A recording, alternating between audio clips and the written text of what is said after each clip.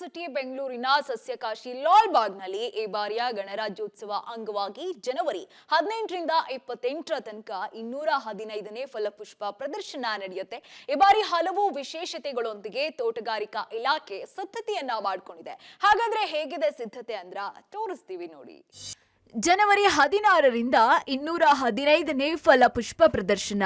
ಬಸವಣ್ಣ ವಚನ ಸಾಹಿತ್ಯಾಧಾರಿತ ಫಲಪುಷ್ಪ ಪ್ರದರ್ಶನ. ಈ ಬಾರಿ ಬರೋಬ್ಬರಿ 11 ದಿನಗಳ ಕಾಲ ವಚನ ಸಾಹಿತ್ಯದ ಪರಿಕಲ್ಪನೆಯ ಅಡಿಯಲ್ಲಿ ಲಾಲ್ಬಾಗ್ನಲ್ಲಿ ಫಲಪುಷ್ಪ ಪ್ರದರ್ಶನವನ್ನ ಆಯೋಜಿಸಲಾಗಿದೆ. 12ನೇ ಶತಮಾನದ ಕನ್ನಡದ ತತ್ವಜ್ಞಾನಿ, ಸಮಾಜ ಸುಧಾರರಾದಂತಹ ಬಸವಣ್ಣನವರು ಲಿಂಗ ತಾರತಮ್ಯದೊಂದಿಗೆ ಮೂಢನಂಬಿಕೆಗಳನ್ನ ನಿರಾಕರಿಸಿದ್ರು. ಮಹಿಳೆಯರಿಗೂ ಸಮಾನತೆಯನ್ನ ಪ್ರತಿಪಾದಿಸಿದ್ರು. ಅವರ ಚಿಂತನೆ, ಕಾಯಕ ವೈಖರಿಗಳು ಇಂದಿನ ಸಮಾಜಕ್ಕೆ ಅತ್ಯಗತ್ಯ. ಹೀಗಾಗಿ ಈ ಬಾರಿ ಬಸವಣ್ಣ ಮತ್ತು ವಚನ ಸಾಹಿತ್ಯ ಕುರಿತಂತೆ ಫಲಪುಷ್ಪ ಪ್ರದರ್ಶನ ಮಾದರಿಗಳನ್ನ ನಿರ್ಮಿಸಲಾಗ್ತಾ ಇದೆ. ಬಸವಣ್ಣನವರು ವಿಶ್ವಗುರು ಬಸವಣ್ಣ ಮತ್ತು ವಚನ ಸಾಹಿತ್ಯವನ್ನು ಆಧರಿಸಿ ಇರತಕ್ಕಂಥ ಫಲಪುಷ್ಪ ಪ್ರದರ್ಶನವನ್ನು ಆಯೋಜನೆ ಮಾಡ್ತಾ ಇದ್ದೇವೆ. ಅಂದಿನ ಸಮಾಜದ ಕ್ರಾಂತಿಕಾರಕರು ಆಗಿರತಕ್ಕಂಥ ಬಸವಣ್ಣನವರಿರ್ಬೋದು, ಅಲ್ಲಮಪ್ರಭುರವರಿರ್ಬೋದು, ಇಡೀ ವಿಶ್ವದ ಮೊದಲನೇ ಒಂದು ಸಾಂವಿಧಾನಿಕ ಪೀಠ ಅಂದರೆ ಅನುಭವ ಮಂಟಪ ಅಂತ ಏನು ಕರಿತೀವಲ್ಲ, ಅನುಭವ ಮಂಟಪ ಅಲ್ಲಿ ನಿರ್ಮಾಣಗೊಳ್ಳಿದೆ. ಫಲಪುಷ್ಪ ಪ್ರದರ್ಶನದ ಪ್ರಮುಖ ವಿಶೇಷವೇನು?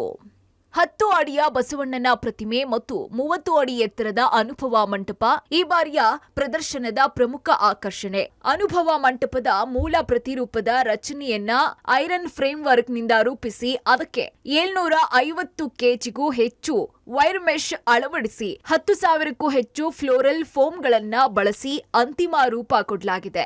ಇನ್ನು ಅನುಭವ ಮಂಟಪ 34 ಅಡಿ ಅಗಲ ಮತ್ತು 30 ಅಡಿ ಎತ್ತರವಿರುತ್ತೆ. ಕಡುಗೆಂಪು, ಹಳದಿ ಮತ್ತು ಕಿತ್ತಳೆ ವರ್ಣದ 1.5 ಲಕ್ಷ ಗುಲಾಬಿ ಹೂಗಳು, ಹಳದಿ, ಪಿಂಕ್ ಮತ್ತು ಶ್ವೇತ ವರ್ಣದ 1.55 ಲಕ್ಷ ಆಕರ್ಷಕ ಸೇವಂತಿಗೆ ಹೂಗಳು ಹಾಗೂ 1.85 ಲಕ್ಷ ಗುಂಡು ರಂಗು ಹೂಗಳನ್ನ ಬಳಸಲಾಗ್ತಾ ಇದೆ.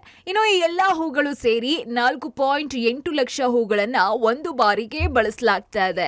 ಅಂದ್ಹಾಗೆ ಈ ಬಾರಿ ವಚನಕಾರರನ್ನ ಫಲಪುಷ್ಪ ಪ್ರದರ್ಶನದಲ್ಲಿ ಸಂಭ್ರಮಿಸಲು ಹಾಗೂ ಜನತೆಗೆ, ವಿದ್ಯಾರ್ಥಿಗಳಿಗೆ ಫಲಪುಷ್ಪದ ಮೂಲಕ ಅವರನ್ನ ತಲುಪಿಸುವ ಕೆಲಸಕ್ಕೆ ತೋಟಗಾರಿಕೆ ಇಲಾಖೆ ಮುಂದಾಗಿದೆ.